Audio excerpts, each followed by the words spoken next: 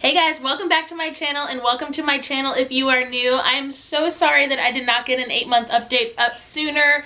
I know some of you guys look for them because you have children the same age as Bash, and I failed. So I'm so sorry. This will be an 8 to 9 month update, and as you can see, he's a lot more wiggly than he usually is. He probably will not make it through this update. I'm actually about to hand him off to his daddy now. Brandon has been out of town all week, so they're going to spend some manly time together while I give you guys the update, but I just figured I would at least show him this little wiggly worm. Can you say hi? Say hi. So he's about to go with daddy, and I'm going to go ahead and get on with the update.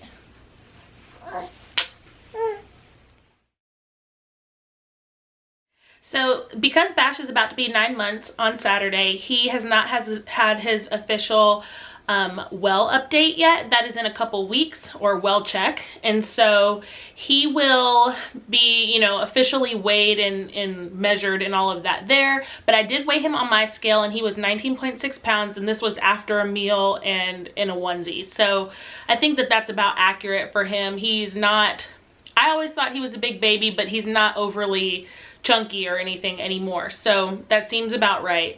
I can definitely tell he's a lot longer, so I'm really interested to see what his height is.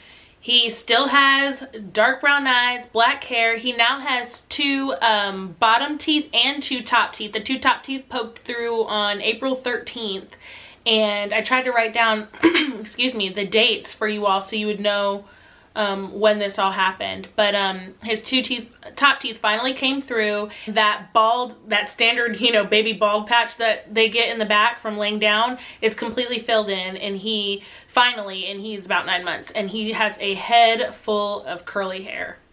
As far as foods go, we're still just doing purees. We do a little bit of the purees with like the chunks in it, but mostly just purees. I have not introduced like actual solids yet. I probably won't start that till he's 10 or 11 months.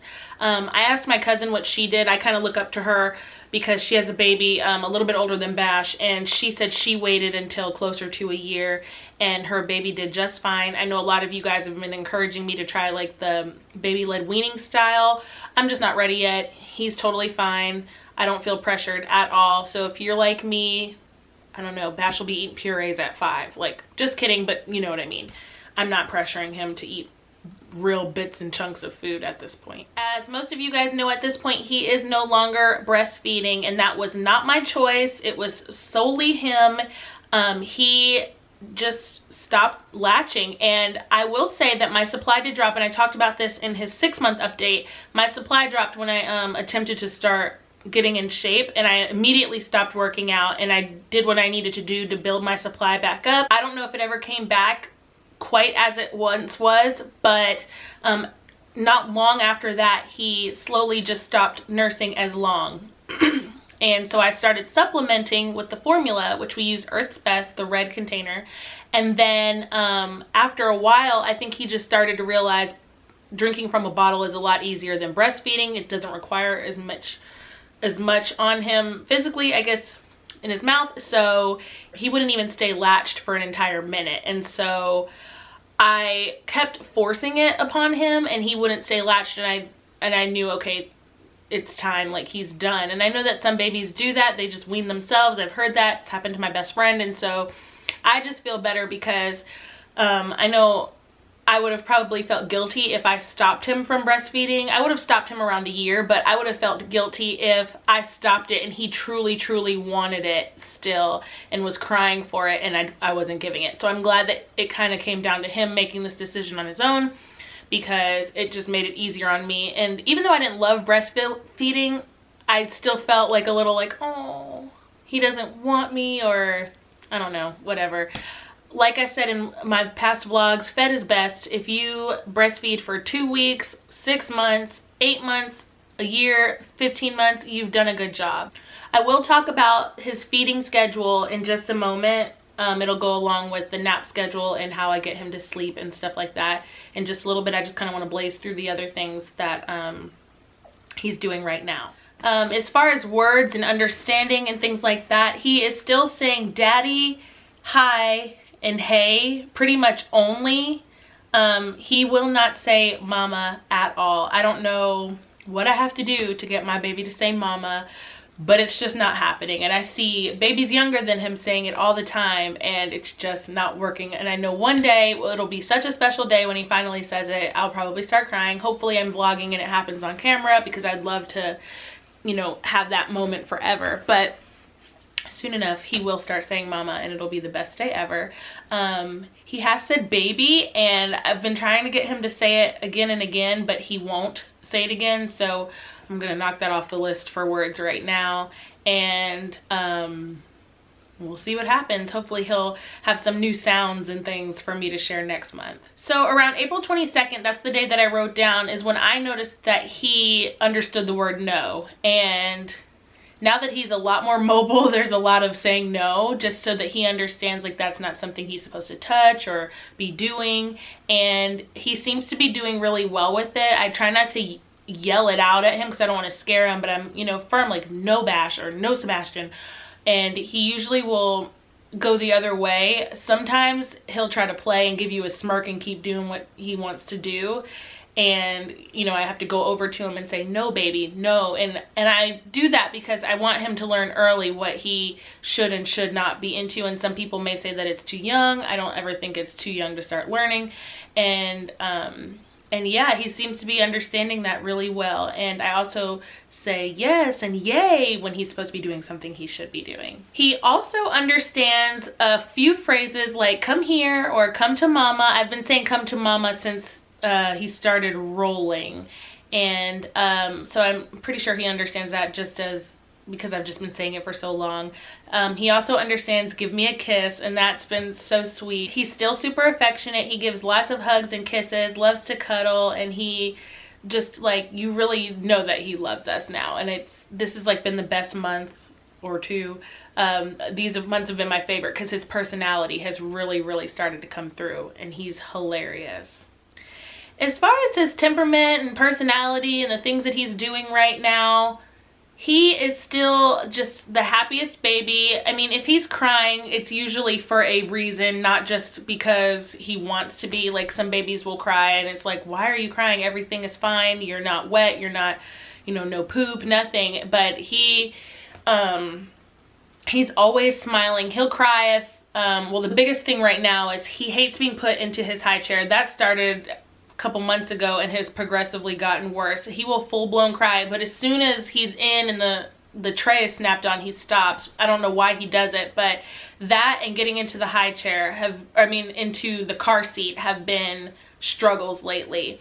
Honestly, guys, sometimes he cries so hard, I'm just like, do you not like to eat food? Like, why don't you want to sit in this high chair? And then he's fine. The only other time he cries is if he was playing and I put him down for a nap at nap time, but he is so scheduled with his naps that even if he's not like showing signs of sleepiness, but I know it's nap time, I can put him down, turn the sound machine on, and before I can even get back to my room to turn the baby monitor on, he's already falling asleep. So sometimes he'll cry during then, but overall, like, unless he like hurts himself, he next to never cries. He's a really good baby. And so I think that just kind of goes into his personality. He's a really like, you know, easygoing baby. He is still army crawling. We have not gotten him to pull up on his hands and crawl yet. I heard some babies never do. And he has the fastest little army crawl I've ever seen. His little legs and those big feet, y'all, his feet are huge.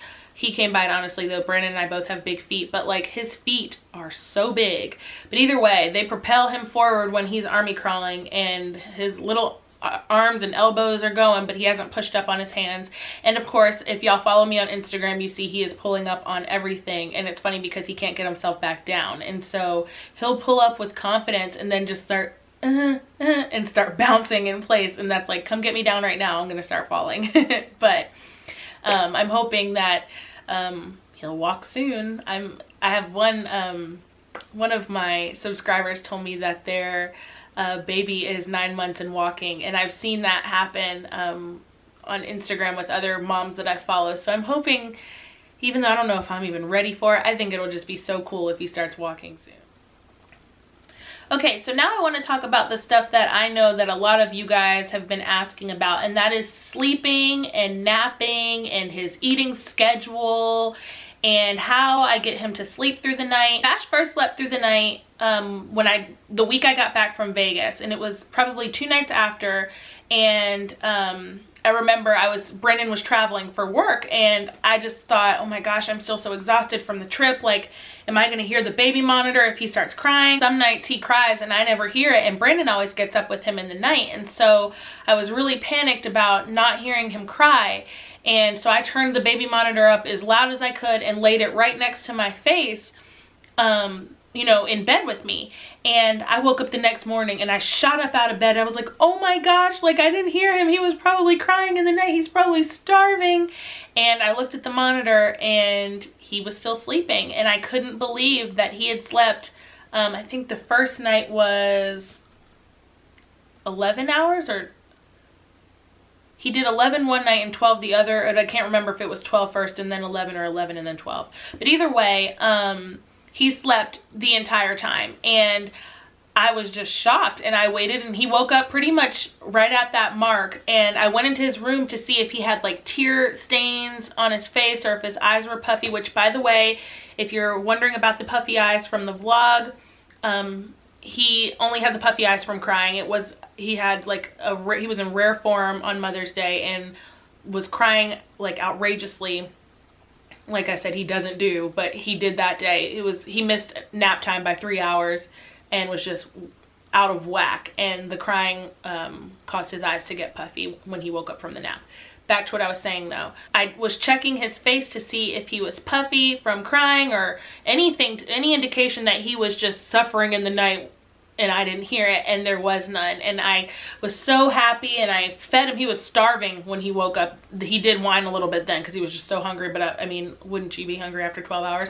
And I called Brendan, and we were just like, no way, like, this is so cool. And so he did it again the next night when Brendan got home, and I was like, see, it really did happen. And he has progressively just, I mean, he hasn't done it every single day since then, but I think I've been back from Vegas for 2 weeks, and I think he's woken up in the night maybe 3 times since then.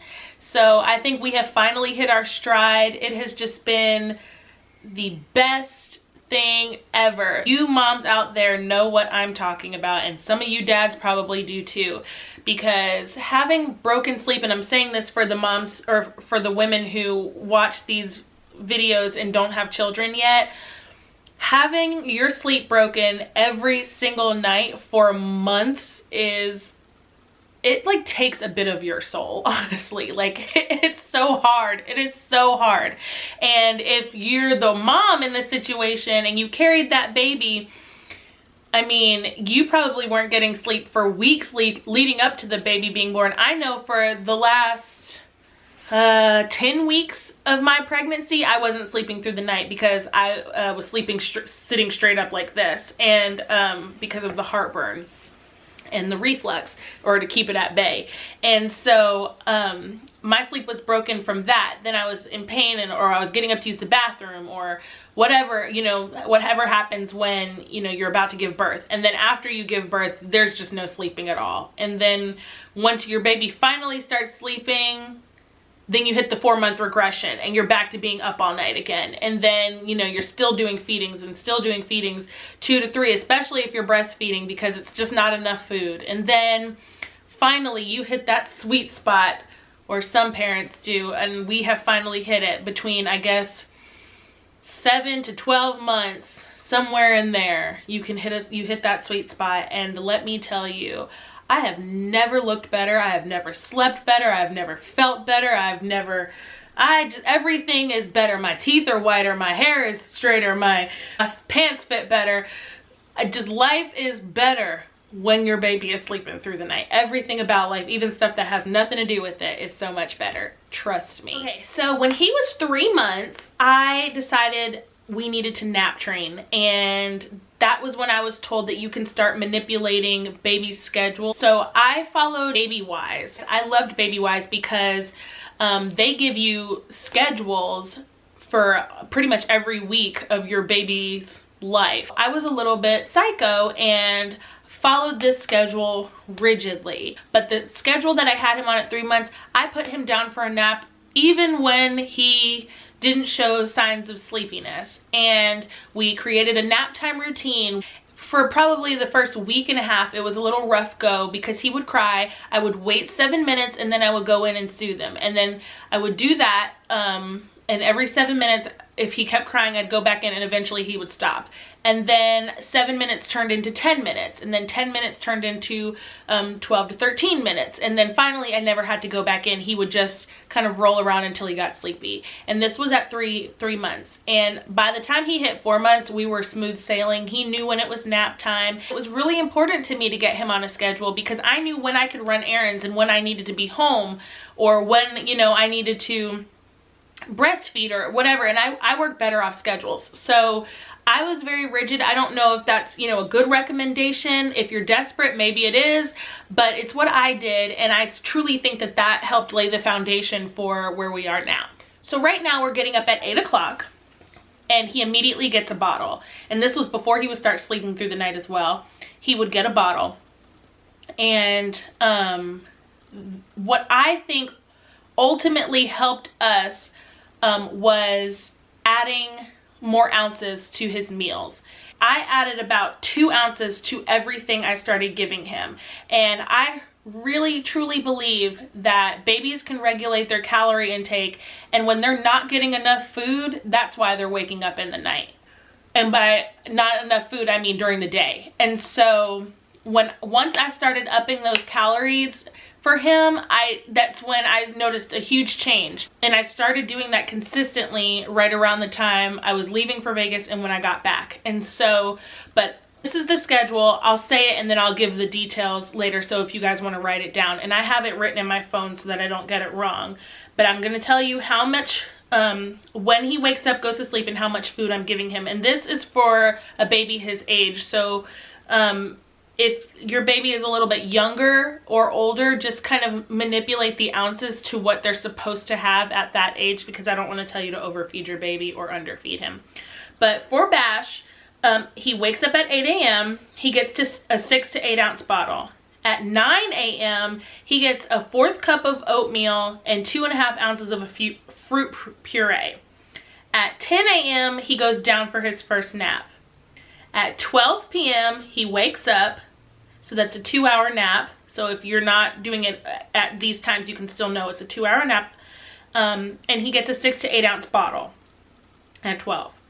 At 1 p.m. he gets 4 ounces of purees and 2.5 ounces of fruit. Then at 2 p.m. he goes down for his next nap. He wakes up at 4 p.m. and after 4 p.m. we're tanking up and he starts eating like it's his job. And I let him, because that's when I start noticing he's trying to build up those calories so that he can sleep through the night. And this 4 p.m. he wakes up and it's an 8 ounce bottle, not 6 to 8. It's an 8 ounce bottle, and I will keep, he may take a break before he hits those last 3 ounces, and then I give it back to him and he finishes that bottle. At 5:45 he starts to get whiny and we do a CATNAP. Not every day, it just depends on the day, but we'll do a CATNAP until about 6:15. At 6:30 we're back to a 4 ounce dinner puree, which is usually something like heavier. It may have chunks in it of the food. We're doing 2.5 ounces of a fruit, which is usually prunes, to keep those bowels moving because he's always constipated, and a 6 to 8 ounce bottle every single night before bed. And when I was still breastfeeding, I would breastfeed and then give a bottle on top. And that may seem like a lot of food, but he's taking it. And do not force him to eat if he doesn't want it. And I think that when I added those extra ounces, even though he was satisfied or fine without them, I think that he was able to take down those extra ounces, and that I was stopping him from eating, not him. And I think that once I realized that I don't need to be stopping him, he can stop himself from eating, because I've done this, you know, research, and I learned babies can regulate their calorie intake. They'll tell you when they're hungry and they'll tell you when they're full. And when I stopped saying, okay, yeah, that's enough, and I let him tell me, things changed. And so making sure that you are hitting the calories that they need to have and letting them tell you when they're done I think can make a difference. And like I said in my last vlog, I'm not a guru, I'm not a know-it-all, I'm not anybody who is an authority on getting your child to sleep through the night. I just know what worked for us. I'm a mom just like the rest of you all, and I truly think having a full system and a full belly really helps. And then also your nighttime routine. So Bash gets a bath every other night, and we come in after the bath, close the blinds, we turn the white noise on. And half the time the white noise is on before he even gets out of the bath, because one of us will go turn it on. And it's just to start setting that mood, We will read a book with the white noise on. We will play with him for a few minutes with the white noise on. We get him dressed with the white noise on. Everything is with the white noise. We turn off the light and he will get his last bottle. We'll rock him in the chair. And then the final thing that we do after the bottle with the lights off is put his sleep sack on. And if you watched my nighttime routine, he was several months younger than he is now. We still put the sleep sack on last when he's in the crib, because it keeps him awake just long enough that he can put himself to sleep. I do not rock him to sleep. I do not hold him to sleep. And that may not sound like nurturing and warm and fuzzy, but this is just how I do it, and I know a lot of other moms do too. If it's not your thing, you don't have to do it. This is just what I do, because I really wanted him to learn how to put himself to sleep. I did not want him to be reliant upon someone holding him to sleep every night. We do not rock. We put the sleep sack on him and he immediately rolls over and puts himself to sleep. But going back to the sleeping through the night, I think that every baby is different. If your baby's not sleeping through the night at 8 to 9 months, that's okay. I think my best friend told me that her baby didn't start sleeping through the night until she was 10 months. And so I was like, oh, Bash probably won't be sleeping anytime soon. And then he just did it. And I truly, truly think that changing his eating and making sure that we stuck to that routine really, really helped. And I hope that that information helps you all, because it is hard, and I get it. Another mom may tell you that that is so wrong, and they may have a way that they can get your baby to sleep through the night, but that's just what helped us. But I'm offering as a suggestion won't hurt your baby, and so it's okay to try it. We did it and we were successful. It was a suggestion that I got from someone else, and it really did work, and now I'm sharing it with you all. But that is pretty much Bash's update. Hope you guys enjoyed this video. If you did, I ask that you give it a thumbs up, and please subscribe if you haven't already. And if you're new to my channel, I hope that you subscribe and continue to watch our family. We would love for you to join ours, and make sure you guys turn your notification bell on, and I'll see you in my next video. Bye.